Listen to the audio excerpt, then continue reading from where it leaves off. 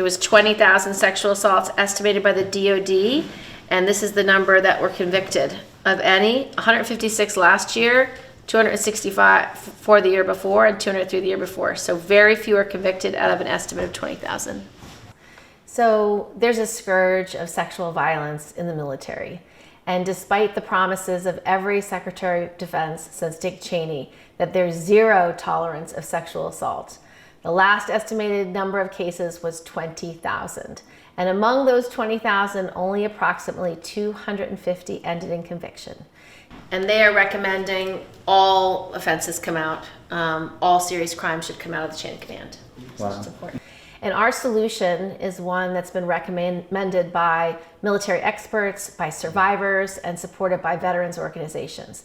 And the solution is to remove all serious crimes from the hands of the commanders and give the decision about whether a crime's been committed to a trained military prosecutor.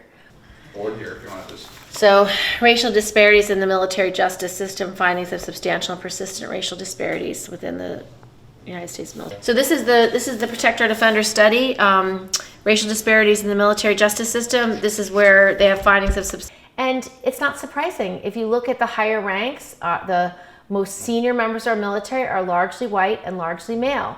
As a consequence, there's bias, and the bias is against female service members that report sexual assault and against Black and brown service members who are accused of any crime.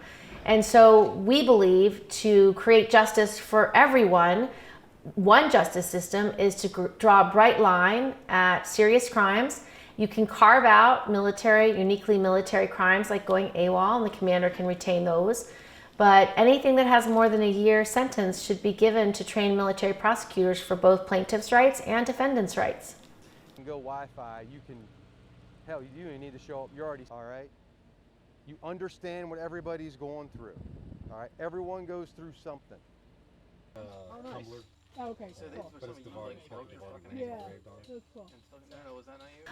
Germany, Australia, Netherlands, Canada, all of them have taken all serious crimes out of the chain of command, and their record is very helpful. They've written letters to Congress and to a number of our panels saying that they saw no diminution of good order and discipline and no diminution of command control with that change.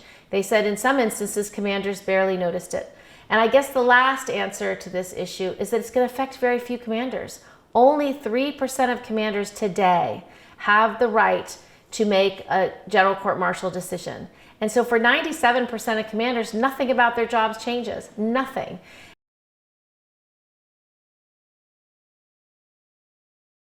These are the senators who are going to vote yes with us.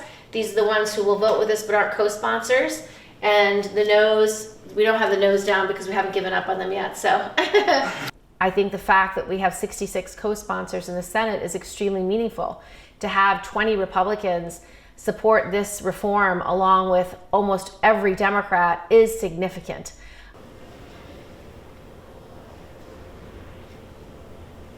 So I'd like to have an up or down floor vote because then at least every senator can be heard on this issue. And frankly, this is an issue the committee has been looking at for 8 years. I think they've lost their exclusive purview over this issue because they failed to actually solve the problem. We've passed almost 250 other smaller reforms and none of them have dented the problem. And it's not surprising because all of them were supported by the military.